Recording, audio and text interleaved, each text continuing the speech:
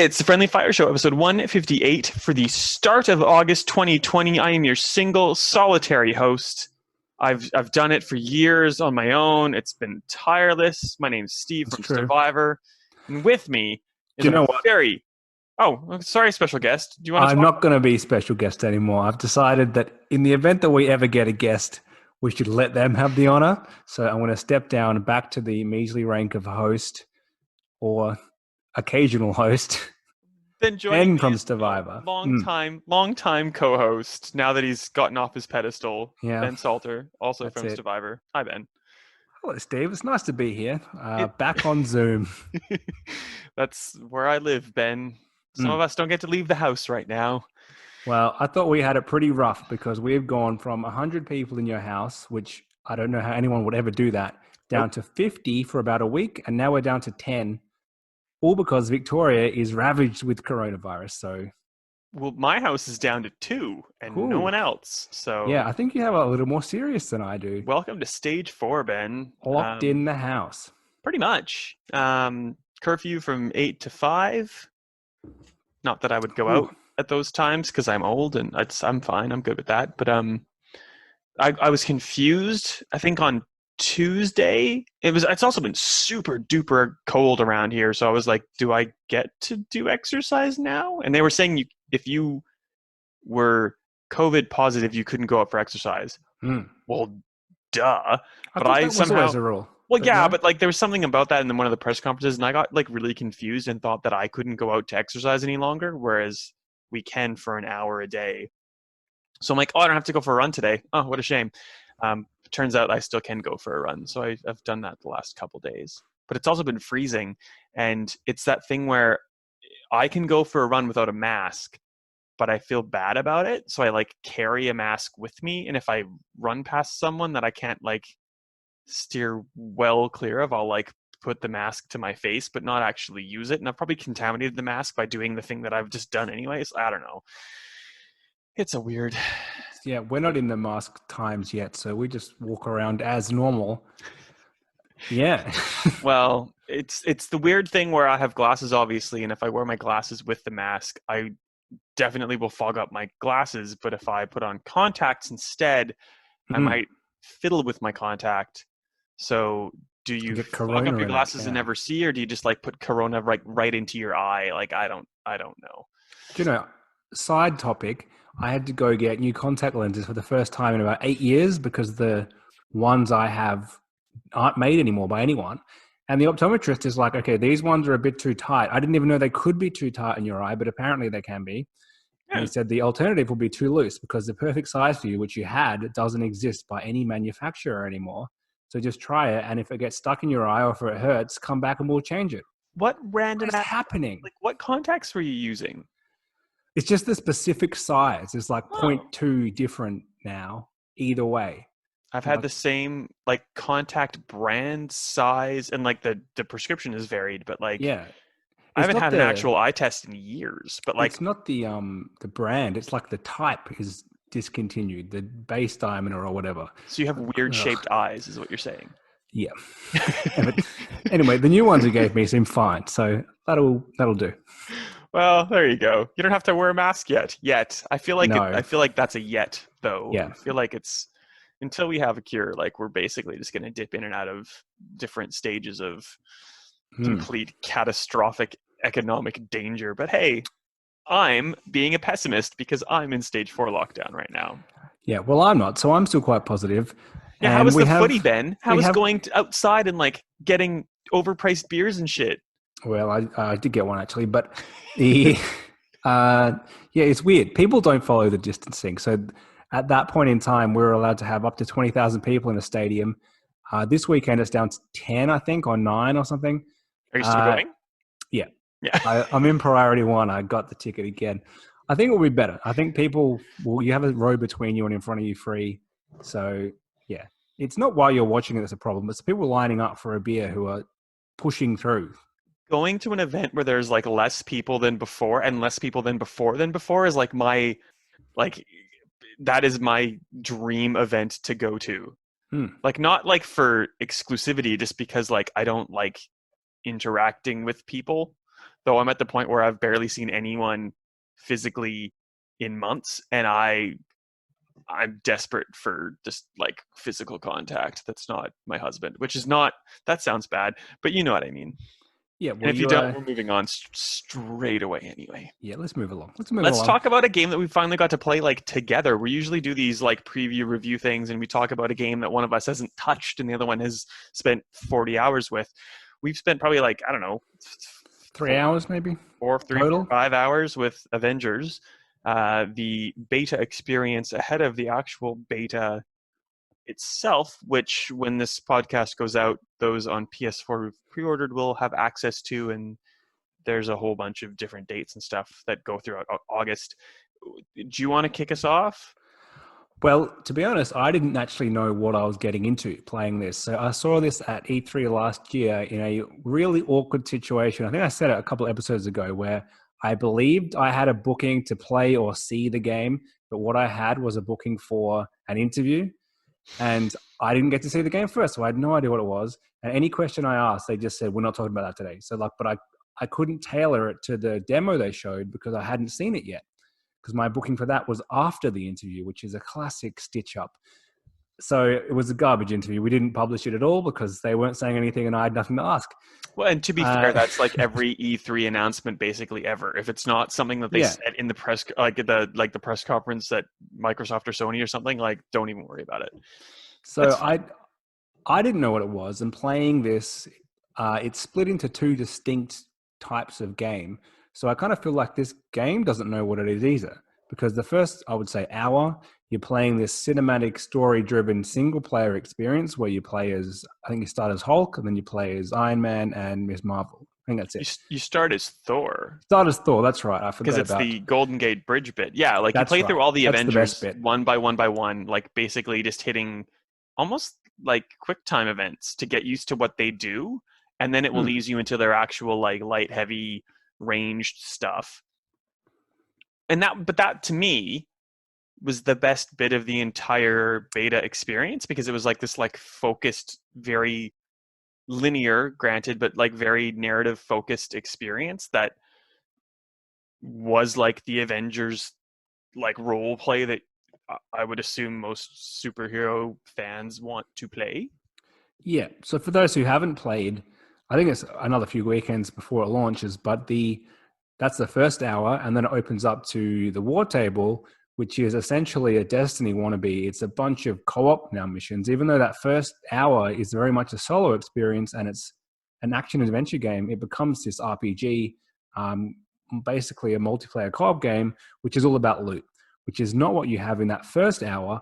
And so it's a totally different experience. It's kind of like, here's something which is kind of fun, but that single player experience to me felt kind of B grade. It was very 10 years ago movie time, which we don't really get anymore. And then this is we see what Destiny does. We want to be that, but it doesn't really work at all. So how many missions do you think we played? About 4 or 5? Yeah, I played through all of them apart from the villain layer or whatever, because it was like a level 20 requirement. That's the other weird thing about this. Like, you had expedited XP gains for all these characters, but there is like 5 or 6 different heroes to play through. And if I have been like leveling up the Hulk when I've been playing solo, and I pair up with you and with like Jay or Honk or whoever else, if I've leveled up Hulk, but you've also leveled up Hulk, and we're going into like a level 20 thing, one of us will just have to like take a giant hit because only one person can be Hulk. So like you'll have to be Miss Marvel or I'll have to be Miss Marvel, and you might not have played her and she's level 6 or something, and like you're just going to get wrecked. And like this giant Destiny-esque thing of like, is your number good enough? No. Oh, did you get some gear? Is it a bigger number?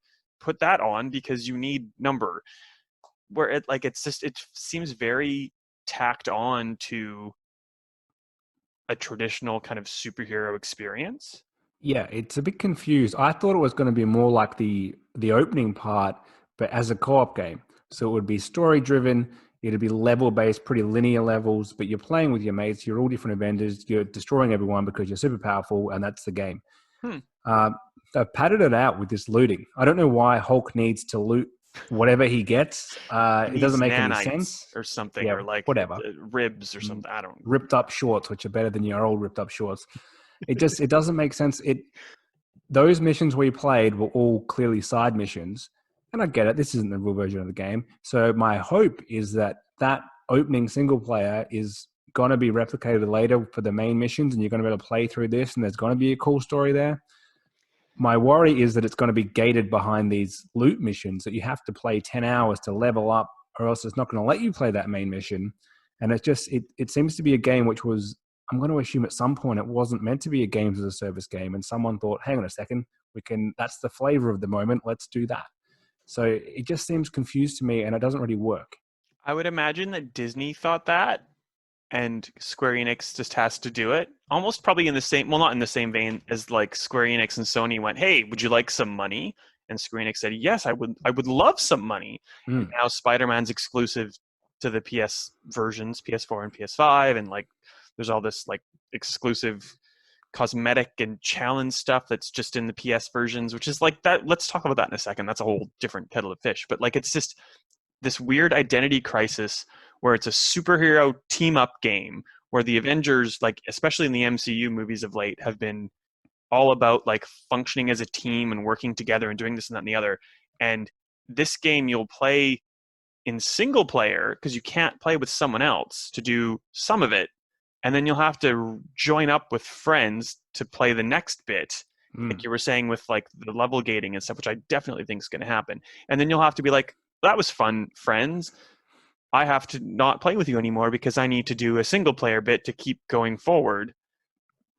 Even in something like Destiny, it's not always a 6 player experience, but that's like the best you could do in a raid or something. But like even in the lowest tier missions, you can join up with 2 other friends and at least have a concurrent experience with at least 2 other people throughout.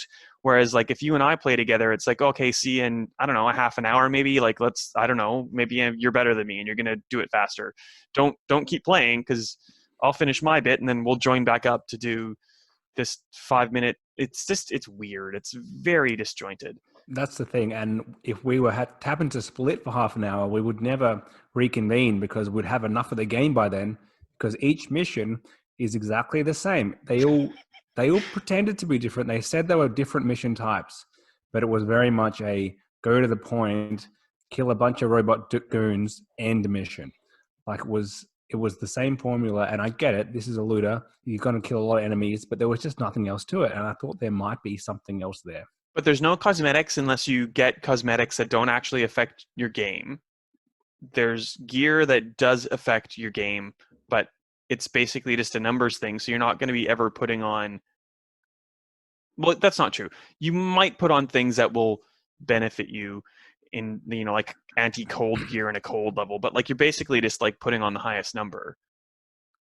There's all these tons of in-game currencies which seem to like apply to different bits of gear as well as like to be able to buy cosmetics and this and that and the other. It's just like a whole bunch of systems that I don't care about at all on a B grade licensed superhero game, like you were Yep. saying. It's To very equate off. this to Anthem, and you made that first equation like very early on when we were playing, but you like it's absolutely true. It's Anthem. It's just like it's a whole bunch of systems and stuff that like could be good if you wouldn't have released the game when you do, and maybe you receive the feedback that we're giving you right the second and you refine it and make it better. But like that's not happening. This game's going to come out and it's going to be a broken mess. And And do for a we just game be that's like, cool, like, I guess that's okay. Fix it in 5 years. Like, Anthem is still being fixed right now. It's like, really? No one's playing Anthem. give up Don't on do that. that. For a game that's out in a couple of months, it was pretty glitchy too. Like there was a point where you fell through the world I was and Hulk, though, so I was as Hulk, too too weighty for powerful. the floor. I I think we just fell had to through. quit. But it was like a mini boss battle or something essentially, and the guys who were fighting just stood there still while like waiting for you to come back. So I couldn't do anything, and you couldn't do anything. And I just kept falling. It was great. It was like I saw the Yeah, cool skybox and like this very distinct like square where the sun was. Like you could see the sun, but you could also see like where the sun's rays like just stopped permeating out into space. It was great. I don't know if this happened to you, but in the single player part where you do fight a boss, I've forgotten what it's called now. Like a bot, like a 2 robot things. And there's a point where I assume it's meant to go into slow motion when you kill the first one. It stayed slow mo for me for about 10 minutes. and I almost smashed the game because I was just trying to walk as a Hulk, like just lumbering like this, and until the next cutscene triggered, it stayed slow mo. What's happening anyway? Well, let's talk about the exclusivity thing. So that this is annoyed me to no end. Because you don't want to play on PlayStation. Well, no, but like under this random, like completely false claim that Sony owns the rights to PlayStation, which it does not. Well, it does to PlayStation, but Sony to has Spider-Man, licensed the movie rights to Spider-Man. That's it. And Sony has made an exclusive Spider-Man game, but not because of any other reason that PlayStation gave Sony money and they allowed it to happen. Like, there's no, like, Sony does not own exclusive video game rights to Spider-Man. Spider-Man was in Marvel Ultimate Alliance 3 on Switch this year or last year. Like, you can put Spider-Man in whatever game you want. That doesn't matter because Spider-Man is exclusive to the PS4 and 5 versions of Avengers. So there's talk of crossplay. How is that going to work with a character which isn't in every version of the game? Well, yeah, I'm assuming if there is crossplay that's going to work between PS4, 5, Xbox Series X, Xbox One, PC, that those who aren't on a PlayStation platform will be able to watch people play as Spider-Man, but won't be able to play as Spider-Man. But Sony doesn't even want you to see Spider-Man on Xbox, so maybe it's going to be covered up. You know how in Call of Duty you don't see the Xbox logo, you see that little TV? Maybe it will just be like this blur. You can't even see who that is because you don't have the rights. It's like a bad Japanese porno. I didn't say that. Well, I did. It's fine. Not that I've watched a lot of bad Japanese pornos, but we've all seen like that. Anyway, we're getting off the meme. It's the last time this happened in a video game that I'm aware of is Destiny, where there was like a year exclusivity period on exotic weaponry and maybe armor, at least weaponry like the Hawkmoon, that PS players got to play with these cool guns for a full year, and by the time that they came to Xbox or PC, I don't know if the PC even equated actually. I think this is before the game came to PC. By the time the guns came to Xbox, it had been a year, so Bungie had nerfed them. So by the time Xbox players got them, they were basically just useless trinkets that you couldn't actually use. And like, how is that fun for anybody? And we're seeing this again. So in this case, it's fun for Sony's bank account pretty much because they get a cut of every game sold on PlayStation, and they're going to sell a lot more there because of this. I just wish we would get rid of console exclusivity once and for all. And I feel like if Microsoft did this, they'd have people like slamming them, whereas like it's Sony and they're leading right now, so like it's sort of okay. Like, not that they're getting a lot of positive press from this, but I feel like if this was Microsoft, it'd be like tenfold worse. But that's just probably. But yeah, the only silver lining is this game doesn't seem very good. So, you know, if Spider-Man comes to Xbox in a year from now, no one's going to be playing it. It's going to go the Anthem way, $4 at JB Hi-Fi. So, yeah I don't see it mattering too much. Hawkeye is a post-launch character coming to all platforms, but I'll tell you what, I would rather play Spider-Man than Hawkeye. Should we move on? Let's move off Avengers. Cool. I think I will quickly talk about 3 games because you haven't played them. So the first is Windbound. It's a Brisbane-based studio called 5 Lives who have made a survival game that comes out at the end of the month. It looks like Breath of the Wild. It has Wind Waker like sailing and stuff, but it's a survival game. So ultimately, like, you just need to eat and drink water and forage, and it's definitely not my cup of tea, but I'm sure a lot of people like the look of it. I'm sure a lot of people who like survival games will like the feel of it. But it was a hard pass for me. You can head to the website to read a review, and more importantly, there's like 20 minutes of gameplay, so you can really get a sense of whether or not you like it. Destroy All Humans is a early 2000s Xbox PS2 game. I played the original briefly. It's on Xbox One X Enhanced, I think, if you want to play the Xbox version in 4K for some reason. Well, now it's a remastered title by THQ Nordic and Black Forest Studios, which basically has the same engine and aesthetic and dated humor, like army guys being all like "don't ask, don't tell," and just like "Say skirts." Like it's kind of like outdated, and the gameplay is outdated, but it's like kind of fun when everything works. It works. It's a weird game to re-release 15 years later. Well, I It's not feel like they're just gonna they want to relaunch the yeah, IP. So possibly. like, let's do this But it first was one. never that big. It was a classic thing which got kind of blown up a bit in at that time. Game magazines, websites weren't even that big yet, so because it looked kind of weird. But I don't think anyone really played it that much. I don't think You it was can that abduct popular. cows. There's anal probe guns. Like it's a relatively easy 1,000 gamer score. Um, I don't know if I'd recommend it even for that. It's probably like a 10-hour 1,000 gamer score, and there's Ooh, not far worth it. easier games to do that. But like, it's there if you want it. And we're not putting this podcast out on Thursday because I'm lazy. And if I talk about PGA Tour 20 or 2K21, I don't have to put out this podcast till tomorrow, Ben, because that's when the embargo is. It's thank God, man. Like, so the golf club was an actual pretty decent golf game, a very like hardcore sim without like power meters and stuff that you'd expect from golf games, where you can see like the Mm. swing back and forward and stuff. And then they caught the interest, they being HB Studios, a Nova Scotian Canada-based studio. They caught the eye of 2K in 2019, which led to the horrifically named the Golf Club 2019 featuring PGA Tour or something like that. But now published under 2K for the second year in a row, they're just calling this PGA Tour 2K21. So the title's far better.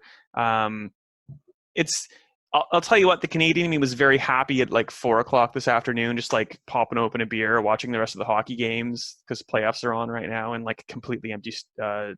stadiums, and then just like popping into a game of golf by Canadians with an Australian commentator.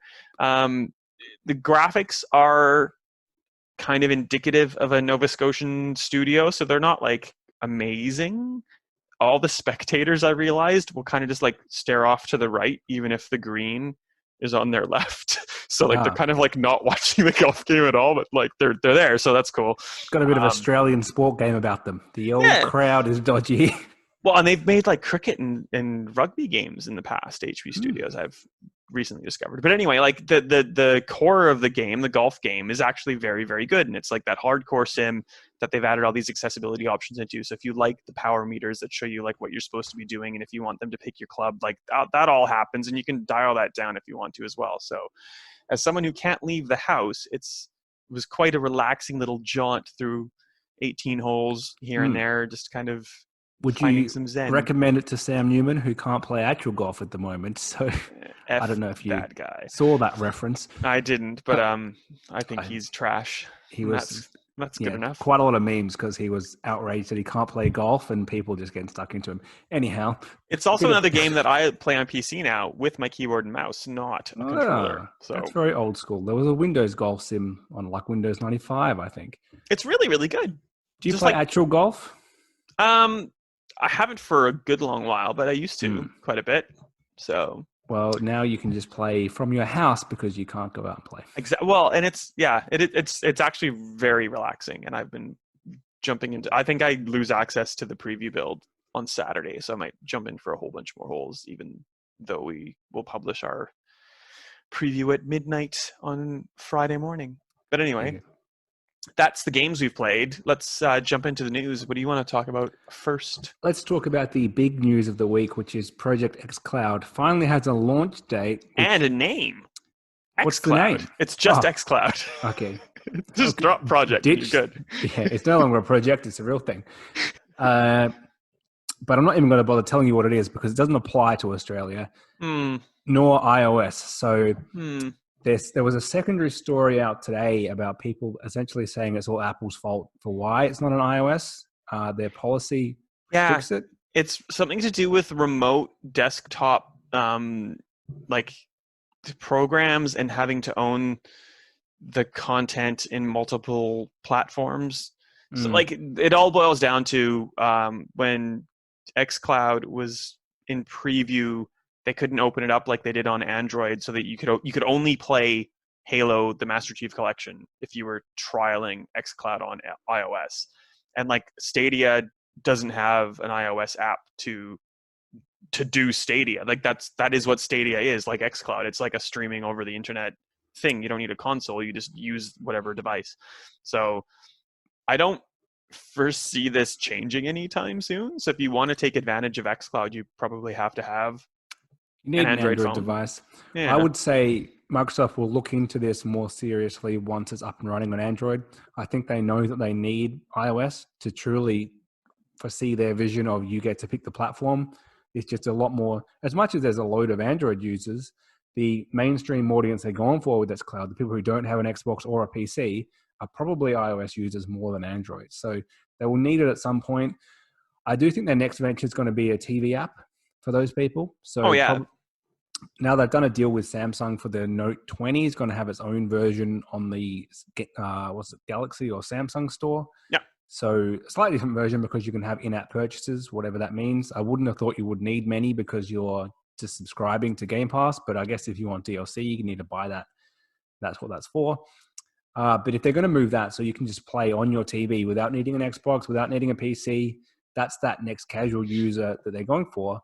Presumably they'll do it with Samsung. If they get LG and if they somehow get Sony on board, of course, they might put up a roadblock, but they're also just Android TV. So it might just work as is on Sony Yeah. TVs. Like an Xbox app, like you have a Yeah. Netflix or an Amazon or a Disney Plus or whatever else. I think you'd call it probably Game Pass because that's the buzz, probably Xbox Game Pass. And then it's powered by xCloud. You don't need to tell people on that level that's what you're doing necessarily. People like us will know. They just, here you go, you pay your $15 a month, you get all these games on your TV. Yeah. Well, and like something that I use, and it's not the official version. It's one. What's it called? I'm being super rude and just pulling out my phone for a second. It's called OneCast, which is on my iOS phone, and it is a local version. So it's like the console streaming, not the xCloud version of putting an Xbox game on your phone. But it works stupendously well. Like so if I am for some reason not in front of my dedicated computer or my Xbox, if I'm downstairs and Matt's watching the TV, like I will occasionally put on OneCast on my phone and play a game on the couch, like watching TV or something. But so like that's different. That's always been the thing. So I've got the actual Xbox preview on my phone because it's Android. I actually find it doesn't work that well. Mostly it does, but now and again it will just drop out. And you're just playing on Wi-Fi on your home network. You're streaming from my Xbox console to my phone. It mostly works, but that's still where Microsoft need to sort their marketing because that is not xCloud. That's console streaming. But they probably know that's a pretty small crowd who's going to do that. People streaming from their own console to their phone is kind of like a little novelty. It's kind of like you can play the games on Game Pass, the 100-odd games there through xCloud. If you want to play something kind of niche or weird, you can play that through console streaming, which not many people will do, but it's a cool option. Well, and like they're making a Windows 10 app eventually that does xCloud. But the thing I'm like kind of most excited about is when Xbox Series X comes out and we have all these systems tied together. So if you buy, I don't know, Cyberpunk 2077 and it's like 100 gig and you have to wait for it to download, theoretically you can start downloading the game, but you can also like xCloud it to your console so you can start playing immediately and like off the cloud. And then when your actual physical download catches up to or finishes on your console, then you just switch and your game save and everything transfers over to console properly, and like you're not worrying about lag or streaming off the internet. You're just like playing on your console, but you don't have to wait like we do now for like hours for the thing to download. That to me is like the more exciting thing about xCloud. It's like it's the complement to the Xbox ecosystem, not like a full replacement of it. But we won't be able to do that because Australia was not in that first batch of countries. So no, 22 regions all up, and we don't have it from the 15th of September, which is probably surprising to no one. And no word on next year, but I think we might be 12 months away. Yeah. Well, it's not 12 months away. What? Nintendo putting out a Wii U game on the Switch.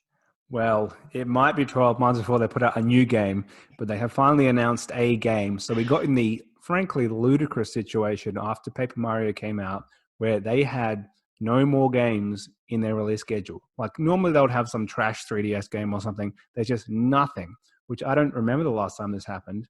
And they finally announced one. They've shadow dropped a release date, and it is Pikmin 3 Deluxe, which Ooh. is, I think it has a couple of new levels or something, but it's essentially a port of the Wii U game. It's So like it's, co-ops extra, and it's all the yeah, DLC and stuff from the original. but it's not a remaster. This is the equivalent of like a Game of the Year edition. It's just that here's all the stuff you could have got, plus a little bit more, full price on Switch. So look, it's a pretty good game. I would recommend it if you haven't played it, but it's not very exciting. Uh, Presumably they do have something else for the later in the year. But yeah, it Do just they? says, well, maybe they don't. Maybe they're just going to say, we're scraping the barrel, Mario 3D World Deluxe. That's our last Wii U game we can give you. They've almost run out. There's almost nothing left. And So, like what the only other thing that I can think of is like the rumored like re-release of like Mario Galaxy and Galaxy 2 and like all those kind of like it's Mario's anniversary type things, which are not well, new games, they're just re-releases as well. So no, but if they got a genuine remaster, if you got Mario 64 in HD, that's actually worthwhile. You don't hmm, have to play a trashy N64 version, which is tough to play on a modern TV. Same for if they do Sunshine and Galaxy, they're all SD games. So if they do some level of remastering, that's worthwhile. This is just a straight up port. But the bonus is you don't need to play on Wii U. So there's that. Uh, you can pretty much get the whole library. Almost every great Wii U game is available on Switch now. There's maybe 3 left, which they will no doubt port at some point. what's missing? So Mario 3D World is one that's already rumored that will come. The 2 Zelda HD games, which are the only, everyone's done a bunch of like re-releases, remasters over the past decade. Nintendo have done 2 HD re-releases, 2 GameCube Zelda games. They've not done any other game as a HD remaster, which is crazy. It's weird actually. Yeah. Think about how Gee. much money everyone else has made from that. Which is why if they actually did Mario, they don't need to do anything else this year. They can get away with that. And I think that's about it. So And likely better than Destroy All Humans. So you're yeah, right. There you go. On the topic of old games on new consoles, we have official confirmation from Sony now that the DualShock 4 will not work with new PS5 games, but the DualShock 4, the PS4's controller of choice, will work with PS4 backward compatible games on the next gen console. It's a bit weird. So can I use my Dual Sense with PS4 games on PS5? Did they? Probably. So we don't even need the DualShock 4 unless you have a friend who wants to play co-op only PS4 games on PS5. Then it becomes useful again. It's just weird. It's a weird decision to make because, as far as I can tell, there's no great new features of the DualSense. It's slightly more ergonomic. I think I don't know even what it has, which the DualShock 4 doesn't have. But yeah, function-wise, it seems like it could play any PS4 game. And it goes back to the different mentalities, I guess, by Microsoft and Sony. Microsoft's like, buy this game, it'll work on Xbox One, it'll then work on Xbox Series X, it'll work on PC if you have one. You can use the same controller across everything. You don't have to throw anything out. Like, just go for it. If you don't want to buy a new console because you can't afford it because we're in the middle of a crippling pandemic, like, that's cool. You can play Halo here and then eventually move on. And Sony is like, $500 US plus who knows what the price is. Everything you had before is moot. Like, the games will work, but like really just like buy all this new stuff, and that's what you need to do. I think, okay, Yeah, well, cool. that's the traditional way of moving console generation. And your 360 controller didn't work on Xbox One. Your PS3 controller didn't work on PS4. But it's weird because they're saying it will work on PS5, just only for PS4 games. So there's not a functionality reason. It can work. They're just choosing to limit it, which is what's strange. But the 10 Xbox One controllers, like the Elite controller that I prize, it's my like favorite possession, and like the old one that has the grips that are falling off, I still have that, and all the other like random controllers I have will work on Xbox Series X with new games, old games. So if like I have, if it ever opens up and I'm able to have anybody at my house and we're playing a multiplayer game, and it could be 8 people across 2 Xboxes in my house, like I don't have to go and scramble and buy new controllers. Like I just have controllers that will work, and it's not like, oh wait, which game is this? Like, let's get out the chart and figure out what works. It's like it just all works. And in a society where like one, the economy's tanking and it's hard to buy new things, and two, like we're destroying the earth and we should be throwing away less like waste. Like it's nice that I don't have to just be like, oh, these controllers are garbage, like throw them away, trade them away. Like I can just keep them and they will work, to me anyway. But you should not be buying a second-hand controller during COVID. So God, no. you're going to have to keep them. But yeah, that makes sense. Sony are going for a massive, you need to change. We're not giving you an option. It's a hard cutoff. And I think that's fine. It's what we've always had. Microsoft are taking a very different approach. But what's going to happen when at some point they're going to have to move to the PS6? And are they going to do the same thing then? Are they committed to this forever? Or is this just what's their end game? At least with what Xbox is doing, when we inevitably get the Xbox Series X and the PS5 Pro, they can just say, this is a more powerful Xbox. It's in the series range. It can work. You can get it. You don't have to get it. You can do what you want. Sony's going to be more of this is an upgrade, but it's the same generation. And then they're going to have to call a hard call, which I'm thinking is going to be in 4 or 5 years. This is not going to be another 7 or 8 year generation. It's going to be much sooner. Yeah. Whereas Xbox can just keep doing an incremental upgrade, saying you can buy this if you want, but it's going to work on the last couple of machines. Sony's going to have to say at some point, which could be 2025, I would be surprised if it's later, this is now PS6, you have to move again. So they're kind of stuck in that mindset now. And like like this isn't just across peripherals, this is across like mentalities. There's like an Xbox is moving in my mind to like a game as a service, and like the controller, they're already there, but yeah. Well, yeah, and the controller, like it's been refined to death. I don't think you're going to get better than the Elite for sure. Like what they put a share button on it. Ooh, like that's the big addition. Pretty good though, because they're really missing that. Yeah, but it makes sense to kind of stop the unnecessary iterations of certain pieces of hardware, or even to the point of consoles eventually, where it's just like, like eventually our infrastructure will be so good that it is just xCloud and just grab a controller, theoretically. Like not for a good long while, but is that bad? I don't think it's bad. And I think if you're starting to position yourself in that place where you're getting like the Netflix style subscription out of people, I don't know. Yeah, you don't care what hardware they're using.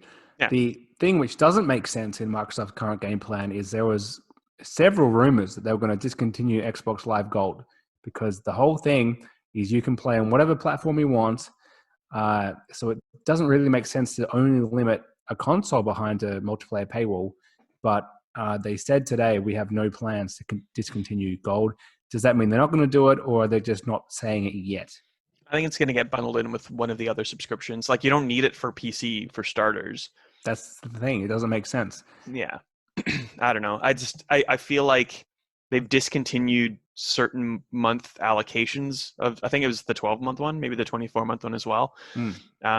With things like xCloud getting bundled into Xbox Game Pass Ultimate. Like I feel like we're ahead of an official announcement, and Microsoft doesn't want to say anything as yet, but they've already started like moving the pieces into position to be able to say like Live is gone and it's just Game Pass, which it should be really. It wouldn't surprise me if Xbox Live Gold still remains as a name, and it's you get this as part of your Game Pass. It's rewards. It's a couple of extra games per month which are not in Game Pass. It's something else, some exclusive features to your party or something. But multiplayer goes free because they've announced that Halo Infinite's going to have free-to-play multiplayer. So that philosophy makes no sense to have a paywall for that multiplayer. You want everyone to play it. And like so Live gives you, it doesn't give you things like, so PS Plus gives you cloud saves. Well, no, like you just get that on Xbox regardless. So like literally Live gives you multiplayer and Live games with gold, which since Xbox Game Pass has come into play, every single month worth of games with gold has been utter garbage, because all the good games that you get for free with your subscription, like $10 or whatever, are in Game Pass. So like we don't have a Fall Guys or whatever coming to Xbox games with gold, because they're already like Destiny is coming to games with gold, and Yakuza Yakuza 2 is in Game Pass, and like all these games that you are excited for, you're technically paying for like $10 a month. So if they upped Game Pass to 15 and you got live and stuff, like I would be fine with that. Like you're getting exceptional value still from that package. I'm paying for Ultimate anyway, which combines everything, and I forget what it's called, so like it's fine. I'm happy paying $20 a month to Xbox for, and like in the case of this month, what Microsoft Flight Simulator, Grounded, Tell Me Why. There's another one. There's like 4 games, first-party Microsoft games coming out this month for $20. Like, okay, cool. If you don't like it, you don't have to play it, but it's air quotes free. Like, I think they're just cautious over the people who are prepaid, but they have not done that free upgrade thing, or they're on a month-to-month and they haven't done that because they're just like, no, I don't care about this. They're cautious about saying, hey, guy, we've automatically moved you over to Game Pass because Xbox Live Gold doesn't exist anymore. And here's an extra 3 months on us or something. They're going to have to do it at some point, but I think they're just trying to sell it a little bit better first. Yeah. And that's probably why they said no plans doesn't mean it's not happening. It means we're not talking about it today. But we skimmed over the last thing that's worth talking about, which is the fact that Halo is going to have free-to-play multiplayer, which is it could be a trend for next generation. It wouldn't surprise me if all the big multiplayer games go multiplayer mode, or at least one of the big modes is free-to-play. Yeah. Even the biggest moneymaker of all, Call of Duty, has a free-to-play multiplayer mode at the moment. Maybe the whole thing will go free-to-play. It seems like you're going to be missing out. If you pull an EA with a Rocket Arena and you decide, no, we're charging for this, you're just screwed. So I think Xbox is on the offensive here, and they've realized this is where we need to be. And not only does Sony not have that big exclusive multiplayer shooter, they don't, they let alone a free-to-play one. It's something that they can kind of push out saying this is only on Xbox platform. So it's on PC, it's on xCloud.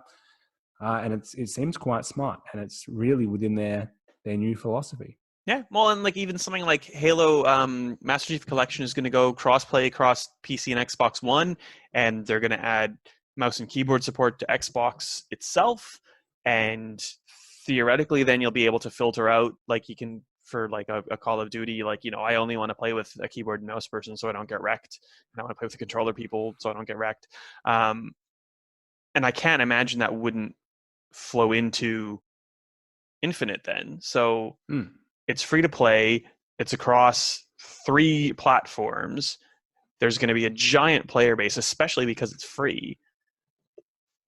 It's certainly worked for things like Fortnite. It's worked for Warzone and Call of Duty, like you've said. So like I can't, like this isn't a move to be like, sorry that you didn't like the look of Infinite because it, Craig the Brute looked a bit funny. Like this is part of planning that Microsoft put in place for months. Absolutely. Years. And they did come out and address that. They said, 1, this is the art style we've chosen. I think some of the complaints are about that. 2, we admit this is not a finished build and it's probably not looking as good as we thought internally now that we review the feedback. So I think it will look a lot better when you're actually playing it and you get it. They know that it can look better. It's weird to not have ray tracing at launch on Xbox Series X for Halo Infinite, but like it is what it is. And and saying that almost makes me like feel like I'm conceding that Microsoft's developing for like Xbox and everything else is just a bonus, but like it's developing for PC and different tiers of hardware, and ray tracing didn't make the cut. And maybe it would have made the cut, but of COVID, I don't know. But it's coming, and I don't see any of these things as a negative in the end. Well, I think that pretty much wraps us up for this episode. We've been here for a long time. Yeah, sorry. My bad. You can go. Like, it's fine. You can have places to go. You can leave the house and, like, see things. I can. I have nowhere to go, though. But it's 6 p.m. You have, like, more than 2 hours before curfew because you don't have a curfew. And that's right. I'm wasting my pre-curfew time with you, Ben, so I hope you appreciate it. You better get to the liquor store and the meat shop, which has run out of meat or something, and KFC is closed, and it's all it's a nightmare. It's chaos. It's utter chaos. Well, good luck with that. Thanks. I'll see you for the next episode and hope that you still have some level of sanity and masks available. And if not, you're the only host. You just take it. Run with it. The show doesn't even have a host. It's just a special guest. We can be one of those shows where there's a different host every week and there's just no continuity. So it'll never come out is what you're saying. Yeah. That's good. All right. Take Until then. care. Have a good one.